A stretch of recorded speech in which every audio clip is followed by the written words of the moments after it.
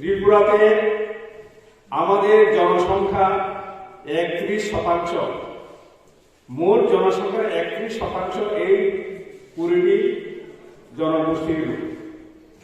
তার জন্য আমরা 31% চাকরি আমাদের জন্য সংরক্ষিত। এটার অর্থ হচ্ছে এই জনগোষ্ঠী থেকে যারা চাকরি করেন তারা এই জনগোষ্ঠীর প্রতিনিধি,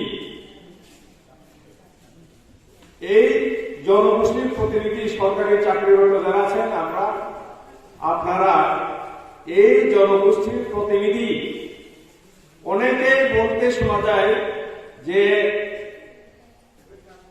মেধার কারণে ওরা চাকরি করছে।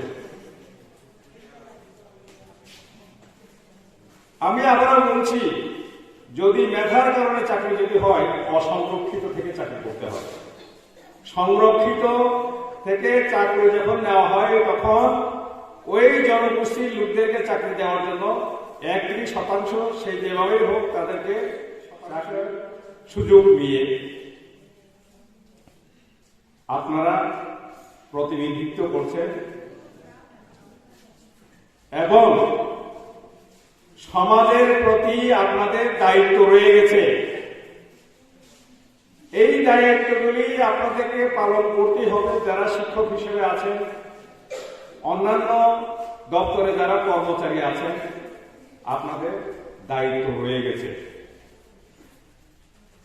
সমাজের প্রতি। ছোট্ট একটি ক্যালকুলেশন করে আমি আপনাদেরকে শোনাব, যদি আপনাদের ভালো লাগে এটা গ্রহণ করুন। শুধু নিজের পরিবারের জন্য আয় অর্জন করবেন না, সমাজের প্রতিও দায়বদ্ধ হিসাবে কাজ করুন।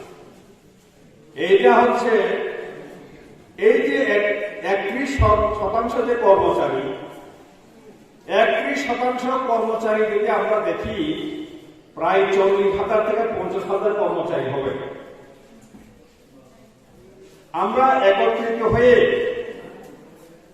মাসে যদি 100 টাকা করে দেই একটা এই সংগঠনের মাধ্যমে, 40 লক্ষ থেকে 50 লক্ষ টাকা প্রত্যেক মাসে জমা পড়বে। জমার পদ্ধতি অন্যভাবে করা যায়, ব্যাংকিং যে স্ট্যান্ডিং ইনস্ট্রাকশনের মাধ্যমে করলে কারোর বাড়িতে গিয়ে সেই চাঁদা করতে হয় না। মাসে যদি 40 থেকে 50 লক্ষ টাকা আসে, এই শীতের দিনে আমাদের লোকরাই শীতের বস্ত্র নেই এবং বর্ষাকালে যখন মশার উপদ্রব বাড়ে, ম্যালেরিয়া হয়, তখন তাদের চিকিৎসা করার জন্য তাদের টাকা নেই, বই কেনার জন্য টাকা নেই, স্কুলে যাওয়ার জন্য টাকা নেই, ঘরে খাওয়ার ব্যবস্থা নেই। এইগুলি আমরা এই টাকা থেকে আমরা সবাই সমাজের কাজ করতে পারি একসঙ্গে, একত্রে। কথায় আছে 10-এর লাঠি 1-এর পূজা। যদি আমরা সবাই যদি 100 টাকা করে সমাজের জন্য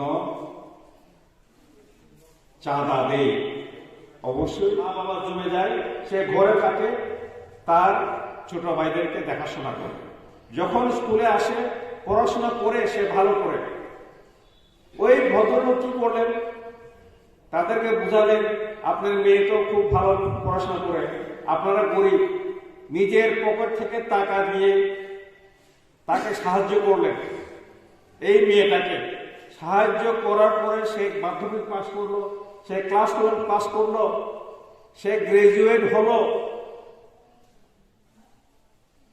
ঢাকা বিশ্ববিদ্যালয়ে সে মাস্টার ডিগ্রি করলো।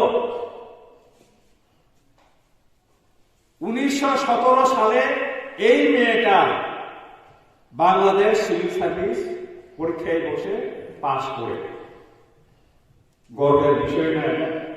যে কোনো শিক্ষকের জন্য এইভাবে কাউকে যদি করতে পারে গর্বের বিষয়। এই মেয়েটার নাম আমি এখন বলবো, মেয়েটার নাম, এই মেয়েটার নাম হচ্ছে সাধনা ত্রিপুরা। বাংলাদেশে সে এখন অ্যাসিস্ট্যান্ট কমিশনার।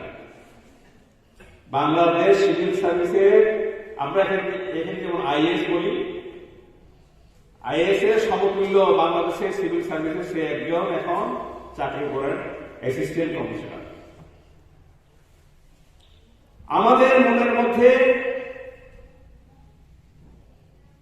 যেহেতু আমরা অনেকে শিক্ষকতা করি, মনের মধ্যে সেই স্পৃহা থাকতে হবে, সেই ইচ্ছা থাকতে হবে যে আমরা কাউকে সাহায্য করব। আমি এখনো ওই চাকমা ভদ্রলোকের নাম জানি না, সাধনা ত্রিপুরার নামও জানি না, সোশ্যাল মিডিয়ার জন্য, ফেসবুকের জন্য। আপনারা ফেসবুকে খুঁজুন, সাধনা ত্রিপুরা টাইপ করুন, দেখবেন এই সাধনা ত্রিপুরার নাম আসবে, যে তিনি এখন বাংলাদেশ সিভিল সার্ভিসের সদস্য। আমার এই কথা বলার উদ্দেশ্য হচ্ছে, আমরা যে অবস্থায় থাকি না কেন, খাগড়াছড়ার মতো প্রত্যন্ত অঞ্চল তো ত্রিপুরাতেও আছে। মন থাকতে হবে, সাহায্য করার মন থাকতে হবে, তখনই আমরা সাহায্য করতে পারবো। সাহায্য করার যদি মন না থাকে, কোটি কোটি টাকার মালিক হতে পারি, আইএ পাস, বিএ পাস, অনেক কিছু হতে পারি, আমরা কিছুই করতে পারবো না। সাহায্য করার মন আমাদের মনে থাকতে হবে।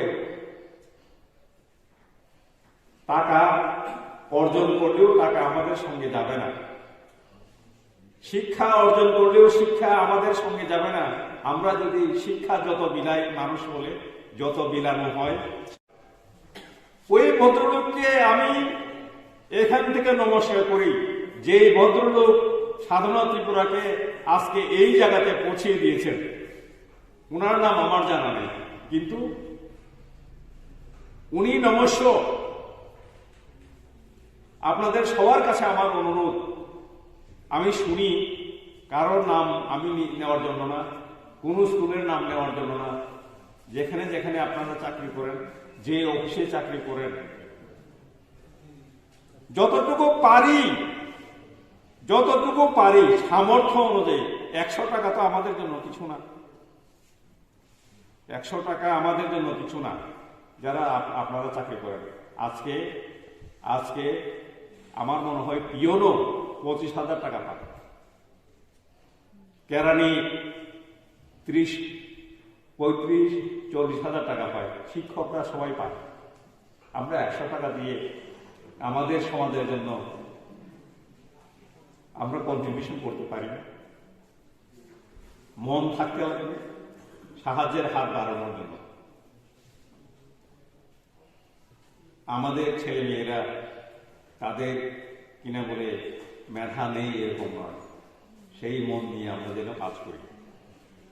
দ্বিতীয়ত, আপনারা যেহেতু অনেকেই এখানে আমরা অন্য ডিপার্টমেন্টের জন্য ট্রান্সফার পলিসি করতে পারি নাই, কিন্তু শিক্ষকদের জন্য আমরা ট্রান্সফার পলিসি হয়তো আগামী 15 জানুয়ারির মধ্যে বেরিয়ে যাবে।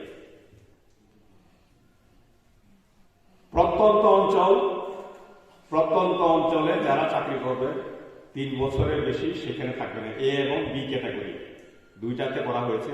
এ ক্যাটাগরি ভালো অঞ্চলে যারা চাকরি করেন, এ ক্যাটাগরি।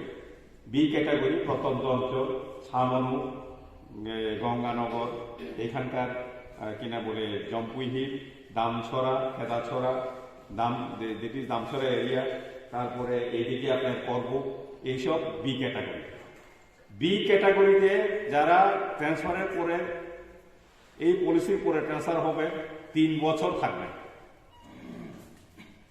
3 বছর ওই স্কুলে থাকবেন। 3 বছর পরে অ্যানুয়াল পরীক্ষার পরে, এটা মানে মাঝখানে কিন্তু কোনো ট্রান্সফার হবে না, শুধুমাত্র অ্যানুয়াল পরীক্ষার পরে 1 মাসের মতো যে গ্যাপটা থাকে, ভালো করে তখনও পড়াশোনা হয় না, ওই 1 মাসে যারা যারা 3 বছর হয়ে গেছেন সেখান থেকে চলে আসবেন, বেটার জায়গাতে চলে আসবেন, এ ক্যাটাগরিতে চলে আসবেন। আবার এক ক্যাটাগরি থেকে সেইখানে ওই বি ক্যাটাগরিতে 3 বছরের জন্য চলে যাবেন। তাদের মধ্যে যারা গরিব আছেন তাদেরকে আমরা সাহায্য করতে পারি, কিন্তু আমরা কি করি, 100 টাকা যদি দেই মাসে 12 মাস 1200 টাকা, 10 বছরে 12,000 টাকা কে দেবে? এটা থেকে যখন সুদ আসবে অনেক টাকা হবে। কিন্তু আমি